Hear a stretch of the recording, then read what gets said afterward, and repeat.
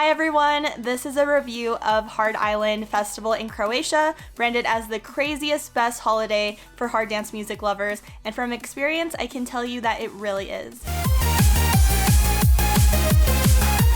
Welcome back to my channel, and for those of you who are new, I'm Cotton Candy. I travel the world vlogging and reviewing music festivals. If you want to see music festivals from different countries all over the world, definitely subscribe to my channel so you don't miss out on any of my awesome videos. This year I attended my first Hard Island, which is a super unique 5-day long hard dance music festival held every year in July. It's a fairly new event. This year, 2019, was actually the 5th anniversary. Let me tell you right off the bat that Hard Island was one of the most unique, craziest festivals I've ever been to in my life, which says a lot because I've been to a lot of festivals. So the way it's set up is 5 days of non-stop partying all day, all night, unless you also go to the pre-party on Saturday, which I did. Then it's 6 days long of non-stop partying. The location is on a beach in Novalja, Croatia called Zrće Beach, which is beautiful. Croatia is beautiful. It really is like a paradise. The water is crystal clear and blue, and it's just so pretty. It has such a great relaxed vacation vibe to it. And on this beach there are several club venues. The different clubs are playing different kinds of hard dance music. One club will be playing like hardcore, another will be playing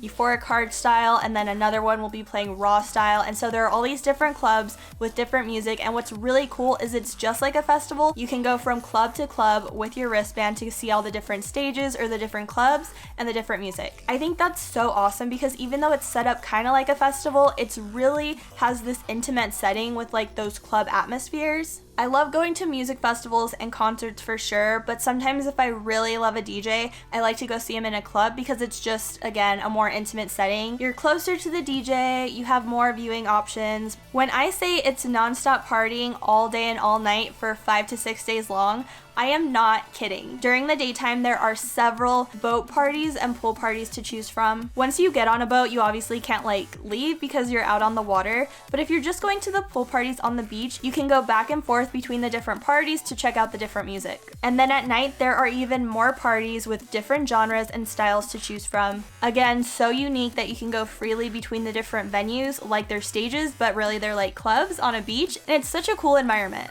All the venues are slightly different and they want everybody to be able to experience each of the venues. So the way it's set up is every day or night they alternate what venue is playing what kind of music. One venue might be playing euphoric hardstyle, and the next day that venue might be playing something completely different, and they do that to make sure everyone gets a chance to explore each of the venues. So if someone is just so dedicated to raw style and that's basically all they want to listen to, then they can experience that at this venue one day, and then the next day they can experience a different venue because they've switched it up. The lineup for Hard Island this year was amazing, and actually it's honestly always amazing. It's a quality hard dance music lineup with all the different genres of hard dance. They even had happy hardcore, which made me really happy. Basically, all these DJs and MCs played more than once throughout the week. Again, like I said, there were boat parties and pool parties and nighttime club events, and all of these DJs were playing all these different types of events all weekend.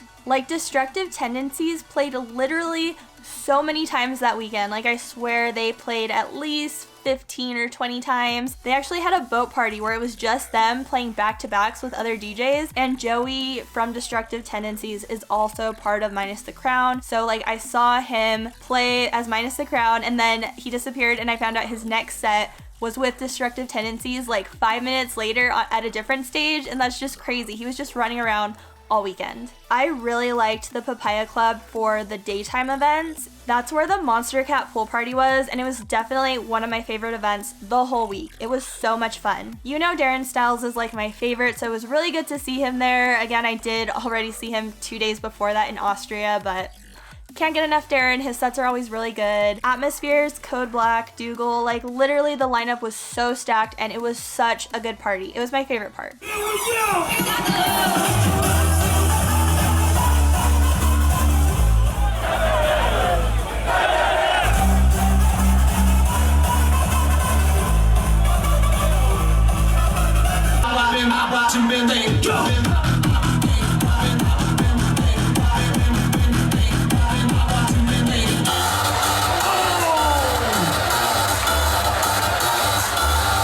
Yes!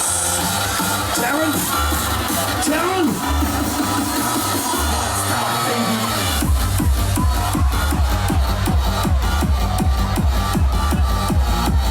the NOA club. I really liked it. It had a bunch of different like levels of balconies to like watch the stage from, which was really cool. Adrenalize at that party blew me away. I was so impressed.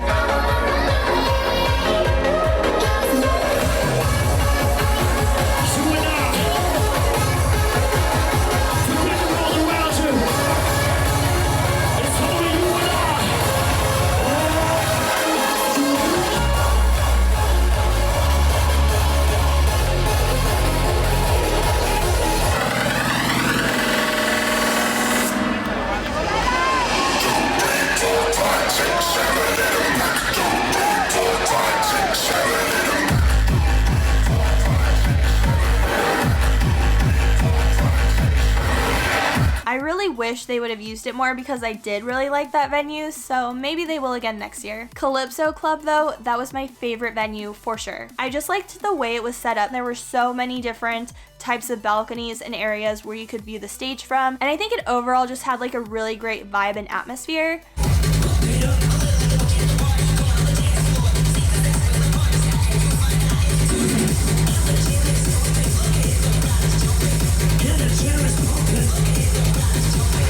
Got your dancing now in the fucking rain tonight. Legends coming through. Technoboy, Tuneboy. Oh!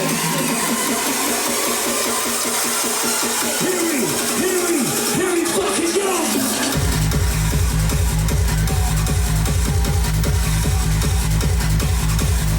And then on another day, I think Tuesday, it was taken over by the brand BKJN, which was like Frenchcore, I think, and I loved it so much that I was just hanging out there by myself for hours just enjoying the music. The sets were so much fun and everybody has such great energy. Aquarius Club was another one I spent a lot of time at, mostly because of the lineups, Sound Rush, DJ Isaac, D-Block, and Estefan. Like those lineups are the lineups I was interested in and was like seeking out while I was at the festival.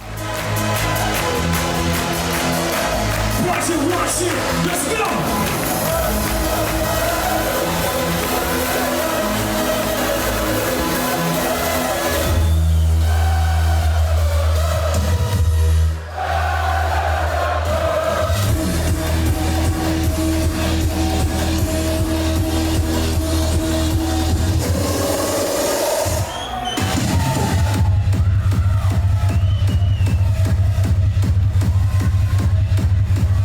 I didn't love the Rocks Club venue. I didn't like the way it was set up. There were these trees in the way depending on where you were positioned, and you didn't have very many options of where you could stand because there were so many like little pools everywhere. It just wasn't my favorite, so I didn't spend a lot of time there. Lodging and transportation for the festival is really easy to kind of figure out. Hard Island does offer these like travel packages you can buy, and they take care of like everything for you. It comes with like your ticket and a place to stay, so either you can choose to stay in a hostel or a hotel or apartment, and they like coordinate all of that for you. It's just part of your package. I stayed in one of the hostels called Hostel Zrće, and it was really nice. It's like definitely newer or like remodeled. It comes with a pool. The sleeping situation is really nice and comfortable. There's air conditioning in your room, which is super nice because a lot of the hostels I went to in Europe before I got to Croatia did not have air conditioning, so this was like luxury status. It was not far from Zrće Beach, so if you wanted to walk to Hard Island, you could, but there is a bus station right in front of the hostel, and I just had like a local bus pass for 5 days, and I used it to get around the whole city of Novalja. It was only like 30 euros or something, so it was a pretty good deal,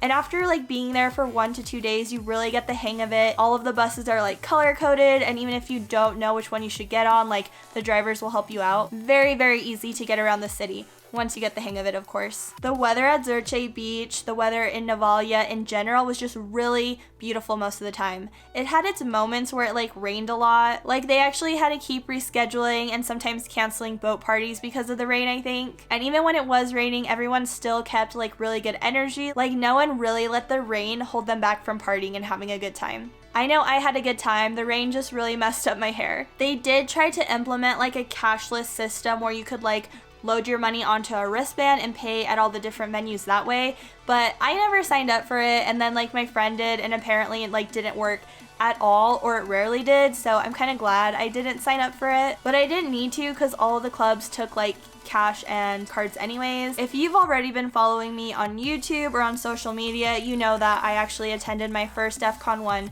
right before I went to Hard Island. And DEF CON 1 is supposed to be like the biggest, craziest hard dance music festival in the whole world. Like, it's basically the mecca for hard dance music. And obviously Hard Island is not DEF CON 1, but I feel like it is so unique and amazing that it's putting itself in a category comparable to a giant festival like DEF CON 1. After seeing how much fun it was for my friends last year, I was like, I have to go to Hard Island. I'm not missing it. And since I was dead set on that plan, I actually decided just to go to DEF CON 1 because it was only like a week or so before Hard Island. If it wasn't for Hard Island drawing me out there, I wouldn't even go to DEF CON. I know I say this about a lot of festivals, but genuinely I mean it when I say Hard Island is one of my favorite festivals of all time. And honestly, after attending Hard Island, I cannot picture myself missing it ever again. Overall, my review of Hard Island in Croatia is that it is an amazing event. I highly recommend it. The lineup is insane. It's such a unique experience the way they have it set up on a beach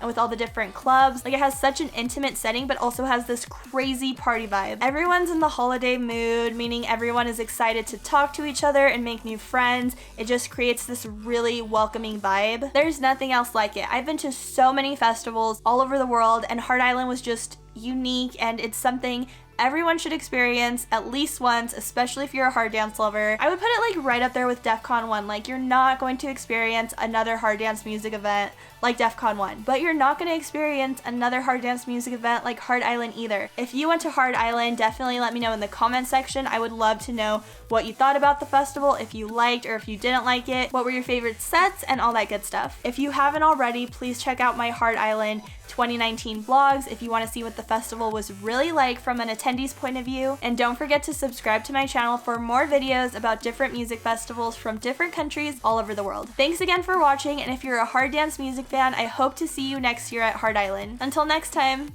peace out, Girl Scouts.